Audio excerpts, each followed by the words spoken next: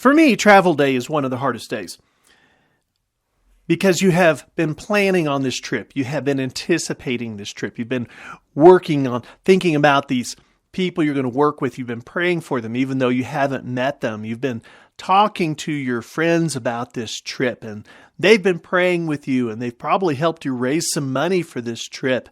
And all you can do is sit and wait. From the time you get on the airplane until the time you get to your destination, you're either sitting in an airport or you're sitting in an airplane. And for me, that's hard. That's hard. On this particular trip, we actually had 4 legs to our trip. We started in Colorado Springs. We flew to Dallas. We flew to Miami. We flew to Lima. And then we flew to Piura. And for 24 hours, we are sitting either in an airplane or an airport. And when you want to be there and when you want to be doing the work, that's hard. But I've learned that I just have to take that time to think, to pray, to just be reflective, to just conserve energy so that when we get there, we're ready to go. We have been on several trips. This is number 6, I believe. And this was special because when we arrived in Piura, there were pastors and church members there to greet us. It's the first time I have ever been on a trip where the nationals have been there to greet us. And it was moving. It was energizing that they did that. And after being in transit for 24 hours and you're sleep deprived, it's just exciting to have other people excited about you being there. And it was just a real special moment on this trip. So we arrive at the airport, we're taken to our hotel, and we get a little bit of downtime, and then we turn around and we get back in the bus and we go to our next destination, which will be the church where we're going to have opening rally, and then we have lunch, and then we actually have the opening rally. And the highlight of the opening rally is meeting your translators and meeting the church you're going to work with. And that's always exciting. They've been praying for us. We've been praying for them, even though we didn't know who they were. They didn't know who we were. And we finally get to meet. And this week, we're all going to work together for Kingdom's cause. And that's always an exciting part. That's always the exciting part of the opening ceremony. After the opening rally, it is back to the hotel for dinner and then an early bedtime to get a good night's sleep for the first time in 2 days. Sunday morning, we would worship with our church. And upon arrival, we had another pleasant surprise that demonstrated the warmth of these people. As we got out of the car, they greeted us at the door with signs, and they were singing Bienvenido, which translates, welcome.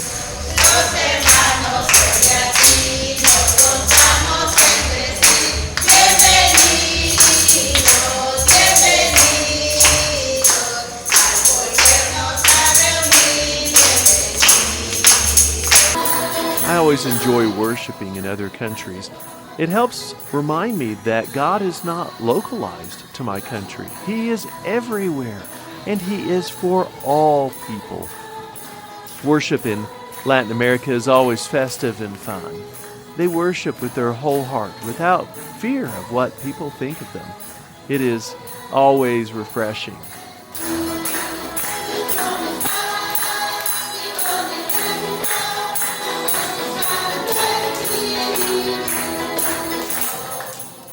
Sunday night, we would return to the church and worship with them again.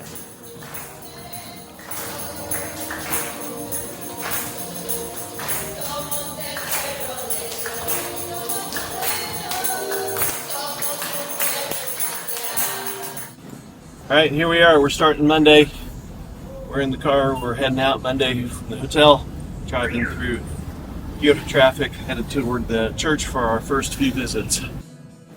On this trip, we had the luxury of having 2 interpreters in the morning. Ginger, the pastor, a church member, and one of the interpreters were going out on pre-scheduled visits. These were visits to people who had a family member or a friend say, "I want the missionaries to talk to this person." These visits were prearranged. Meanwhile, I was going out with another church member, or sometimes 2, and the other interpreter, and we were just walking down the street, and we would talk to anyone we met or whoever might be at home. We're here at Pastor Sister's house, and we're going to eat lunch, but tell us a little bit about this morning and your visits. Well, this was our first morning of visits, and I've only been able to talk to 2 different people. They both did accept Christ, but the second one, his name is Nelson, has some health issues, but he was definitely seeking the Lord, seeking what is right. Yesterday, he was visited by missionaries from the Mormon church and was very confused. So he felt the Spirit of the Lord while there and decided that that really was the truth, and he accepted Christ as a Savior. It's a great. So we've just been talking to people that we encounter on the street as we go down. We've made presented the gospel to about 16 different people. We've seen 13 people who have made a profession of faith. And probably my favorite was, I don't know, it's number 3 and number 4, older guy, middle-aged plus, just rough lines on his face. And you could just see him soften as we presented the gospel, as we told him the story of forgiveness, as he could accept this gift of God. And he did pray to accept God. It was really neat. So we've had a really good morning. It's been very productive, and we're really excited about this afternoon. After lunch, we only had 1 interpreter, and we were back out in the neighborhood talking to people. Some of these visits were scheduled, and some were not, but people were very receptive and very interested to hear what we had to say. One of the unique things that this church was doing is that they had services each night, but the services were not in the church building. Monday night service was about a quarter of a mile away from the church, and they held it on a sidewalk. You could see people walking down the road and those in the houses across the street listening to what was being said. What a great way to spread the gospel.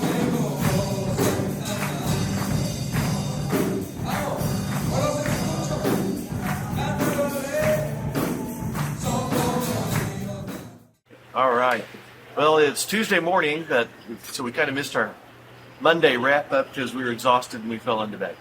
But yesterday afternoon, I thought was very successful. Probably one of the most memorable things that we did was we were going in to visit a person. We gave a sticker to a young girl that was there on the street. She ran over. She ran back to her parents' house about 2 blocks away. We talked to the man we went to visit, came back out. People about 2 houses away were just sitting there looking at us at the time. I said, let's go talk to those people. We went over, presented the gospel to them. 5 people accepted Christ. It was really awesome. I got to speak with a man who wasn't feeling good, very emotional, and turns out that the day before he had missionaries visit his house, and they were Mormon. And he had been reading through the Book of Mormon and was very confused, sad, crying, and we were able to just sit down and talk with him. And as we were reading Scripture, you could see just overflowing how the Spirit of the Lord was touching him and revealing truth to him. And he accepted Christ, and it was just a wonderful day. We're a little wore out today, but we're going to get our energy level up here. Yesterday was overcast, and that was nice. Today, blue skies. It's going to be a hot one. But we're looking forward to it. It's going to be a great day.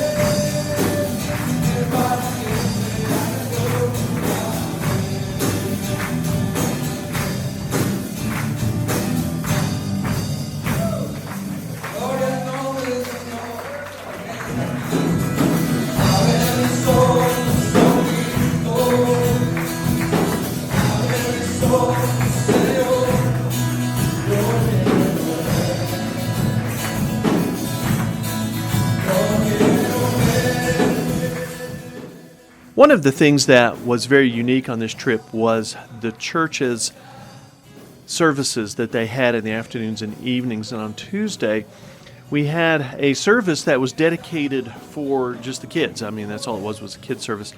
And they actually set up chairs out in the street and were blocking traffic down the little road right in front of the church. They hauled the speakers out there. They had songs for the kids, lots of motions and fun games, and it was a lot of fun, and it just attracted a lot of kids.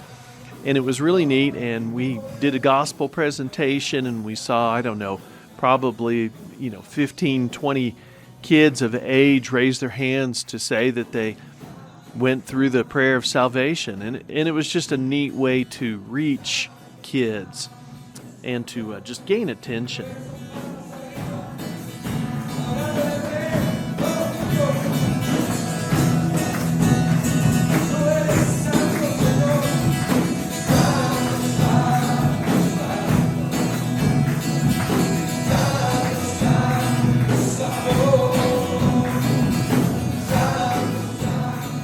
It's Wednesday morning. We are getting ready to go. I'm with Belen again, and we're about ready to start our rotations here very shortly.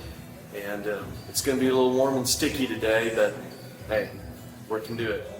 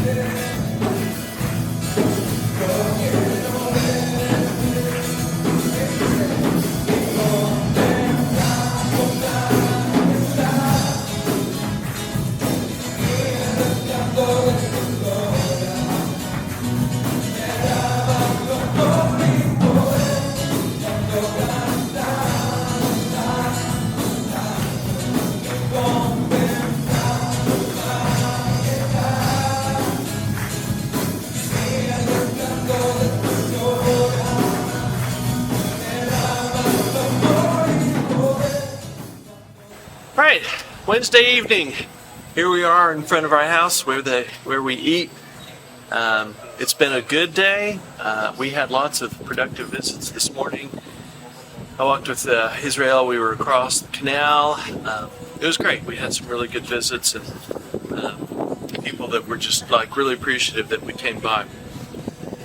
I had a really great visit this morning with a man named Javier. And Javier had a lot on his heart, a lot of anger, a lot of grief, and he just wept for the Lord. And at the end of our visit, he accepted Christ as his Savior, and he said, "My heart was so full of anger today, but now there's nothing but peace." One of the more memorable visits was this afternoon. We had just finished visiting with some parents, actually the parents of our driver, and they brought over a man who was blind. And so we had the chance to present the gospel to him, and that was very interesting. I mean, we've been on several of these trips. We presented the gospel multiple times, and that's the first time I've ever presented the gospel to someone who was blind. He had questions, and so we were able to answer his questions. He prayed to receive Christ. It was a really neat experience, and so it's been a great day. It's been overcast most of the day, which is so nice, and now we're standing out in the breeze and really enjoying That's right. We're standing out in the breeze and enjoying it. So either way, we're going to get home. It looks like a little earlier tonight. Maybe we can actually do something other than walk in the room and crawl in bed.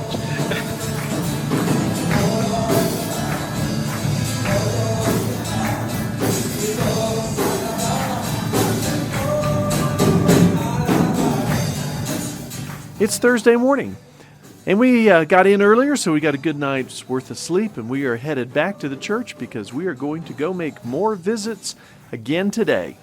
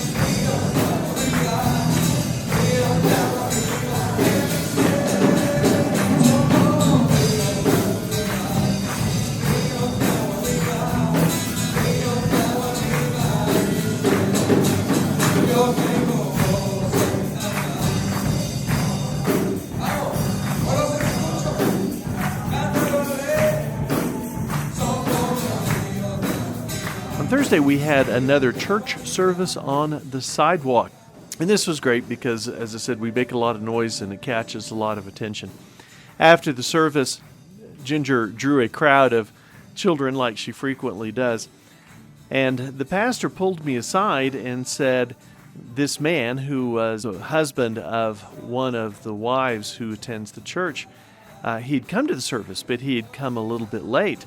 And the pastor said, he wants to hear the gospel. He wants to hear the message. And those are always exciting.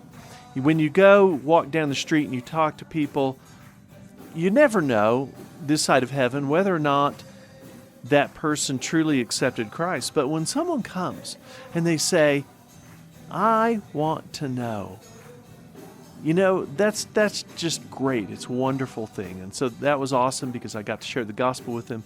He accepted Christ, and Thursday was a great day.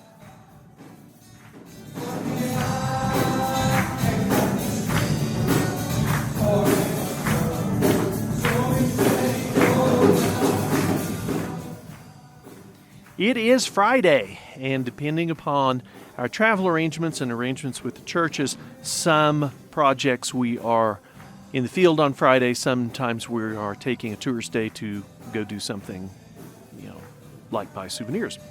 Today we are in the field. It actually happens to be a national holiday, so finding people at home was a little bit tough on this Friday.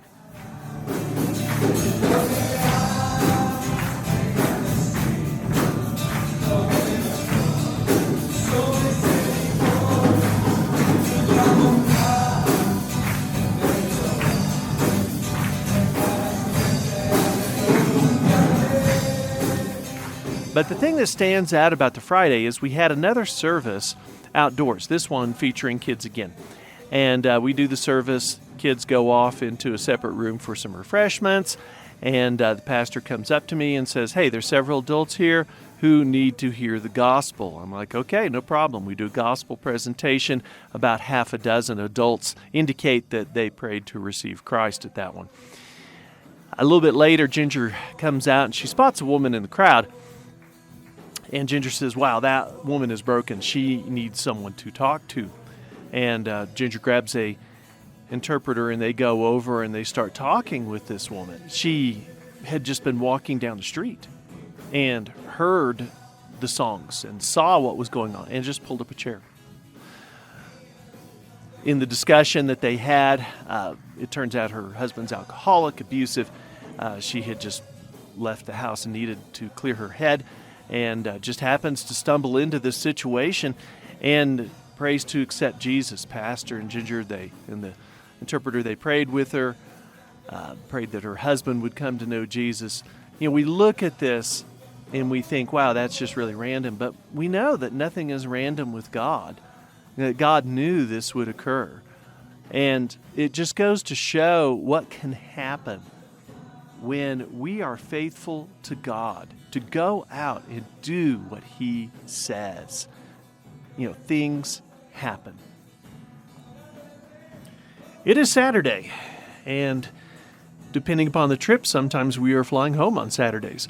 On this particular trip, we have some downtime, and we are headed out to do a little tour shopping, spend a little time together, and just kind of relax a little bit, and eat lunch together, and it was a very nice time. Later on Saturday, we had our closing rally. And closing rallies can be a lot of fun. They're a great time when all the churches get together, all the missionaries get together, people who help during the week. We all get together in one location and we see what God has done. We talk about what God has done this week. And this one was well done. It was outside, which was really nice. And it was just a spectacular time of just praising God for what happened that week and what we were able to be a part of. Well, it is Sunday. Most of the time on projects we are flying back or have flown back on a Sunday because our flight happens to be Sunday night. On this particular occasion, we actually were able to worship with our church on Sunday. And this was an awesome experience to be able to celebrate with them the work that God had done during the week. It was just fantastic. Tug on people's necks, people that we've developed a relationship with during the week, that we've worked together, that we've served God together. It was a wonderful experience to be able to just celebrate that with them on Sunday before we left Sunday night. Afterwards, they were kind enough to take us out to eat for lunch. We had a wonderful time there. And then we got back to the hotel, throw everything in the suitcase, get ready for the long journey home. But with a good feeling inside, knowing that people's lives were changed, knowing that God's will was accomplished.